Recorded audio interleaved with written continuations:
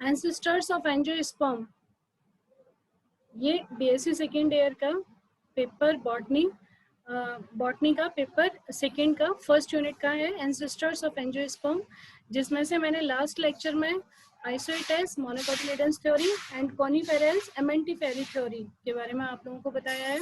ठीक है, आइसोइटेस, कॉनिफेरल्स, यानी कि मोनोकोटिलिडन्स थ्योरी एंड एमेंटिफेरी थ्योरी, इन दोनों में से कोई भी थ्योरी को ये नहीं बोला गया कि these are the ancestors of angiosperm. Third की बात करते हैं, नीटल्स यानी कि एंजियोस्पर्म थ्योरी, नीटल्स यानी कि angiosperm theory. Okay, Gnetales angiosperm theory भी उसे बोलते हैं। This theory was proposed by Richard von Wettstein and supported by Markgraf and Fagerlind. ठीक है, इस थ्योरी को रिचर्ड ने प्रपोज किया था, यानी कि रिचर्ड ने इस थ्योरी के बारे में बताया था, साथ ही मार्कग्राफ एंड फिगरलिन ने इस थ्योरी को सपोर्ट किया। According to this theory, NETALs are transitional group between angiosperm and gymnosperm and considered as the ancestors of angiosperm. उनका मानना क्या था?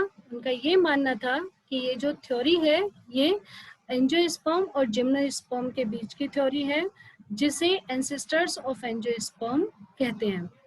Thus, among living plants, the neophytes यानी कि Ephedra, Netum, Welwitschia, forming a monophyletic clade themselves, ठीक है, are believed to be most closely related to the flowering plant.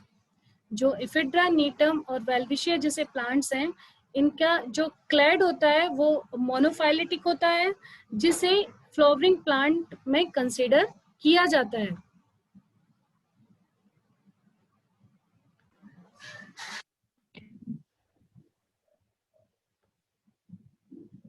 नीटल्स resemble angiosperm in many respect. जो Gnetales होते हैं वो gymnosperm से बहुत सारे तरीके से रिजेंबल करते हैं, जैसे कि लीव्स ऑफ नीटम। अगर नीटम प्लांट की बात करें, जो कि आज के डेट में जिम्नोस्पर्म में कंसिडर किया जा रहा है, जो नीटम की लीव्स होती है have reticulate venation.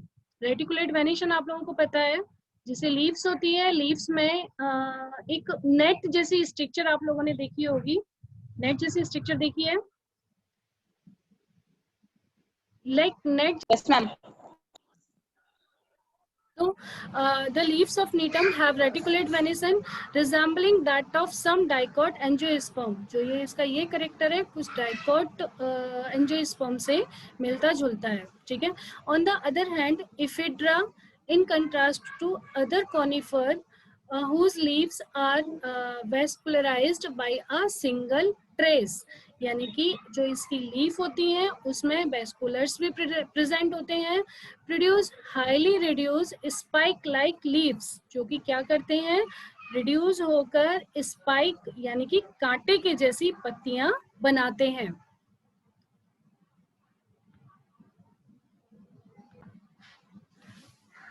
vascularized by a pair of trays that exit from eustele and enter from leaf. What is eustele? eustele क्या है यहाँ पे? A stele of dicotyledons plant that consists of vascular bundle of xylem and phloem with parenchyma cell between the vascular bundle, between the bundles. आप लोगों को सहेली ma'am का lecture होगा ये, forming a eustele and enter the leaf, and even more bizarre यानी कि unusual, and even more unusual leaf arrangement is found in Welwitschia. जो unusual leaf का arrangement होता है Welwitschia में पाया जाता है, which produce a single pair of large parallel veined leaves. जो क्या प्रोड्यूस करता है? सिंगल पेयर यानी कि एक पेयर में एक पेयर होगा, लार्ज होगा यानी कि बड़ी लीफ होगी, पैरेलल वेन्स यानी कि जितनी भी लाइनें होंगी लीव्स के अंदर एक साइड में जाती हुई होंगी, एक साइड में जाती हुई वेन्स किस में होती हैं? आप लोगों ने वीट की पत्तियां देखी हैं, गेहूं की, उसमें एक साइड में वेन्स जाती हैं, वैसे ही पैरेलल वेन्स लीव्स होंगी that continue to grow throughout the leaf of the plant, जो कंप्लीट लीफ पे वो लाइनें प्रेजेंट होंगी. This is a very derive condition that must be interpreted as progenetic. Derive condition है जो पहले ही प्रोजेनेटिक में कंसीडर की जा चुकी है. Gnetales like the flowering plant, Gnetales यानी कि जो जिम्नोस्पर्म आज की डेट में है, उसके जो फ्लावरिंग प्लांट्स होते हैं वो Gnetales like the flowering plant possesses vessels in their bud. उसके बुड में वेसल्स प्रेजेंट होती हैं. However, the vessel in nettles have a different development origin. Vessels तो प्रेजेंट होती हैं बुड में, कास्ट में वेसल्स प्रेजेंट होती है, लेकिन जो उन वेसल्स का काम होता है, जो वेसल्स होती हैं वो डिफरेंट डेवलपमेंट ओरिजिन के लिए होती हैं एंड दस may not be strictly homologous, और वो एक जैसी नहीं होती, विच दोज ऑफ एंजियोस्पर्म, जैसी कि एंजियोस्पर्म में पाई जाती हैं. वेसल्स तो होती हैं बुड में, लेकिन उन वेसल्स का अलग अलग डेवलपमेंट ऑफ ओरिजिन होता है, और वो वेसल्स लाइक अ एंजियोस्पर्म नहीं होती. All the three members of nettles have two cotyledons. जितने भी nettles होते हैं उनके पास two cotyledons present होता है, उनके member में two cotyledons present होते हैं. The stamen of all the three genera of nettles, जो stamen होते हैं nettles के, are apparently similar to those of angiosperm. कैसे होते हैं? एंजियोस्पर्म के जैसे होते हैं. अनलाइक मोस्ट जिम्नोस्पर्म, जैसे कि ज्यादातर जो जिम्नोस्पर्म होते हैं उनके जैसे ovules of Gnetales have close resemblance. Gnetales का जो ओव्यूल होगा वो रिजेम्बलेंस रखेगा जिम्नोस्पर्म से, with those of most angiosperm, जो जिम्नोस्पर्म और एंजियोस्पर्म में एक जैसा होता है, in possessing two integument instead of only one. कैसे? जैसे कि दो इंटीग्यूमेंट प्रेजेंट होते हैं, एक की जगह टू इंटीग्यूमेंट्स प्रेजेंट होते हैं, किसमें? जिम्नोस्पर्म में भी और एंजियोस्पर्म में भी. These envelope have been variously homologised, जो कि बहुत ज्यादा एक जैसे होते हैं, विद पेरियंथ और कार्पल्स ऑफ एंजियोस्पर्म, या तो पेरियंथ के साथ या कार्पल्स ऑफ एंजियोस्पर्म के साथ. मेरा यहाँ पे एक क्वेश्चन है आप लोगों से, सैतूत भी देखा है ना, जहाँ पे फ्लावरिंग जो आती है सैतूत की, उस पे जो फ्रूट लगता है, लाइक दैट इस टाइप का फ्लावर होता है ये, इसमें एक बंच बना हुआ है. ठीक है, जो क्वेश्चन है आप लोगों से, मैं एक चीज बता देती हूँ आपको. इसमें ब्रेक्ट आया है. ब्रेक्ट आप लोगों को पता है क्या होता है? ब्रेक्ट क्या होता है? आकांक्षा गौतम.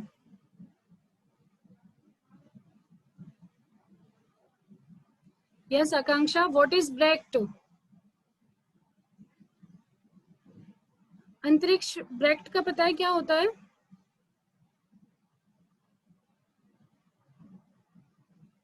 बोलो, यस और नो का तो आंसर करो बच्चों. मैम मॉडिफाइड लीफ होती है. कहाँ पे प्रेजेंट होती है? Yes ma'am. कहाँ पे प्रेजेंट होती है?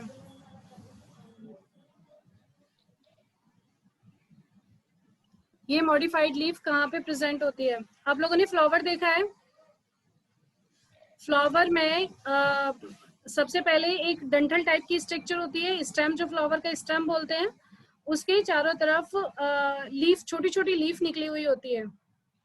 ठीक है, जो स्मॉल लीफ फ्लावर में ग्रीन कलर की निकली हुई होती है उन्हें बोलते हैं ब्रेक्ट, और जब वो छोटी लीफ बड़ी हो जाती हैं तो उन्हें बोलते हैं ब्रेक्टियोल्स. ठीक है, उन छोटी लीव्स को ब्रेक्टियोल्स बोलते हैं, उन्हें मॉडिफाइड लीफ कहते हैं. और ब्रेक्ट्स के ऊपर क्या प्रेजेंट होते हैं? कैलिक्स आएगा पहले या कोरोला आएगा? सेपल्स कैलिक्स में प्रेजेंट होते हैं या फिर कोरोला में प्रेजेंट होते हैं? What is difference between sepals and petals? कौन बताएगा मुझे? यस, कैलेक्स और कोरोला में क्या अंतर है? नंदिनी है क्या? नंदिनी आंसर करेगी मुझे। नंदिनी, शी इज प्रेजेंट और नॉट?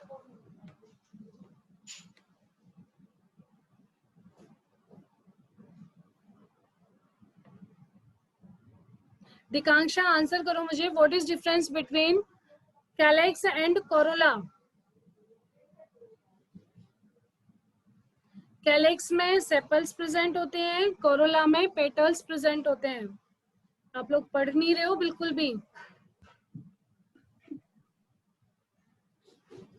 और आने वाले अभी तीन यूनिट्स के बाद जो 2 स्लाइड्स होंगी उसमें क्वेश्चंस ऐसे ही आएंगे आपको।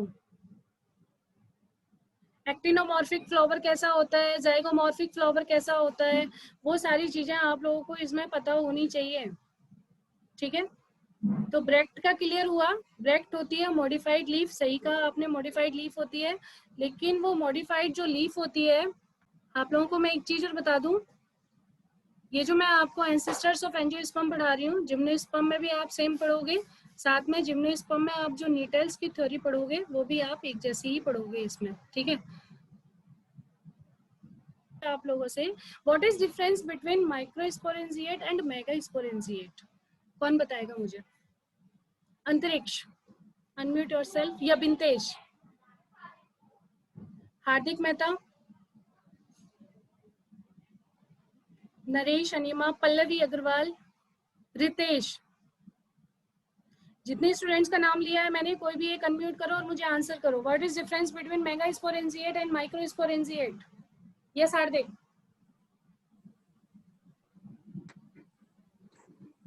मुझे मेगास्पोर होता है, okay, megasporangiate female and microsporangiate is a male कौन? Micro male. ठीक है, मेल।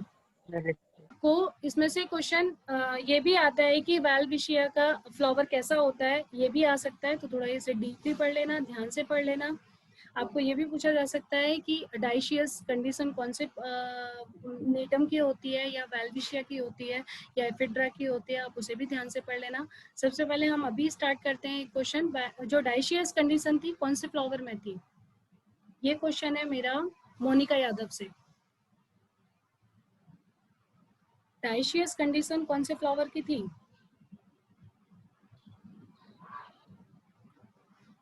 यस मोनिका यादव।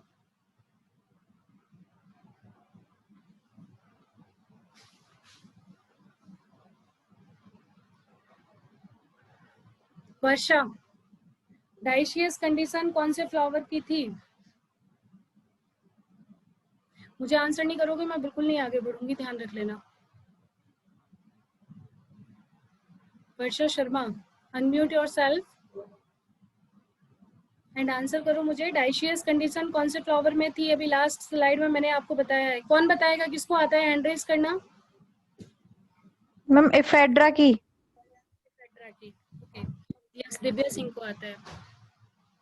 मैंने जो मोनिका और वर्षा का नाम लिया है, एक बार आप अपने आप को अनम्यूट करो एंड टॉक टू मी। सबसे पहले वर्षा, अनम्यूट करो अपने आप को। वर्षा शर्मा, क्या दिक्कत है? मैंने तुमसे अभी क्वेश्चन पूछा, आंसर क्यों नहीं दिया तुमने मुझे?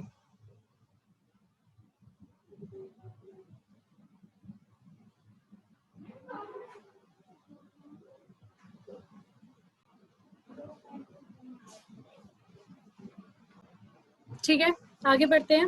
The male flower of Welwitschia are truly bisexual and so that they are derived by reduction of the female part.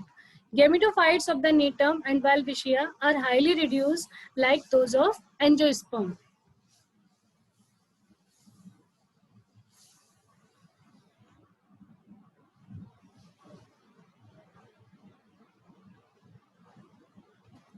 In most Angiosperm, in the process of double fertilization, ज्यादातर angiosperm में जहां double fertilization का process होता है, 2 sperm are involved in fertilization. 2 sperm involved होते हैं fertilization में, one of which unites with a egg cell, egg cell के साथ यूनिटी बनाते हैं to form a diploid zygote. एक डिप्लॉयड जाइगोट को फॉर्म करते हैं.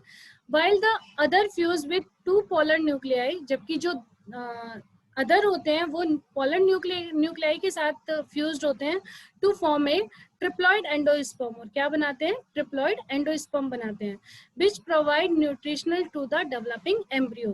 तो जब वो एंडोस्पर्म बनेगा, एंडोस्पर्म क्या काम करता है? जो एम्ब्रियो होता है उसे न्यूट्रिशनल वैल्यू प्रोवाइड कराता है.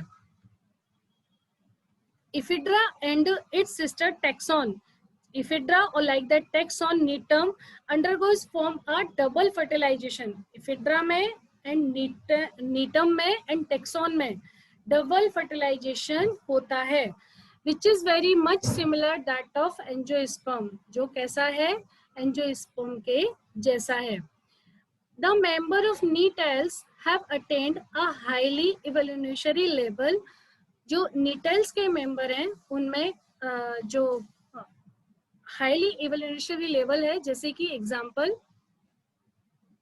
They have vessel in a secondary board. सबसे पहले मैंने पहले सेंटेंस में आपको क्लियर किया था कि सेकेंडरी बोर्ड इसमें प्रेजेंट होती है, वेसल्स प्रेजेंट होते हैं सेकेंडरी बोर्ड में, which are absent in xylem of few genera of angiosperm. लेकिन कुछ एंजियोस्पर्म के जाइलम में एब्सेंट होते हैं. ठीक है, जैसे कि एक साइंटिस्ट थे Thomson has shown that the vessels of Gnetales originated in the entirely different way from those of angiosperm. जो नीटल्स के जो वेसल्स होते हैं वो एंजियोस्पर्म से डिफरेंट होते हैं. किसने कहा था? थॉमसन ने कहा था. ठीक है, इसे भी अंडरलाइन कर लेना. स्केलरी फॉर्म पिटेड ट्रैकिड्स. ट्रैकिड्स आप लोगों को पता है, जाइलम की स्ट्रक्चर आप लोगों ने देखी होगी जाइलम फ्लोएम की, उसमें स्केलरी फॉर्म में पिटेड्स प्रेजेंट होते हैं. तो the scalariform pitted tracheids characteristics of primitive angiosperm. किस चीज का कैरेक्टर्स है? ये एक प्रिमिटिव एंजियोस्पर्म का कैरेक्टर है. Are eliminated from both of primary and secondary xylem in the Gnetales and replaced by circular bordered pit in the secondary xylem. ठीक है, this development of vessel is unique. ये जो vessel का development होता है वो unique होता है in type and is entirely different from the vessel in angiosperm. ये एक तरीके से आप डिफरेंस बोल सकते हो कि एंजियोस्पर्म से किस तरीके से ये अलग है, किस तरीके से ये डिफरेंट है. सिमिलैरिटीज की बात करते हैं. Similarities between the strobilus of Gnetales and the amentus of the certain angiosperm is now considered as superficial and due to some degree of convergence. कुछ similarities के आधार पर ये consider किया गया कि ये angiosperm से superficial होते हैं. ठीक है, The scalariform pitted tracheids characteristics of primitive angiosperm, जैसे कि जो scalariform pitted होते हैं वो एक primitive angiosperm का करेक्टर है, are eliminated from both the primary and secondary xylem in nettles, जो कि primary और secondary xylem के nettles में present नहीं होते, and replaced by circular bordered pit. उसकी जगह क्या होते हैं वहां पे nettles में? circular bordered pits present होते हैं in the secondary xylem.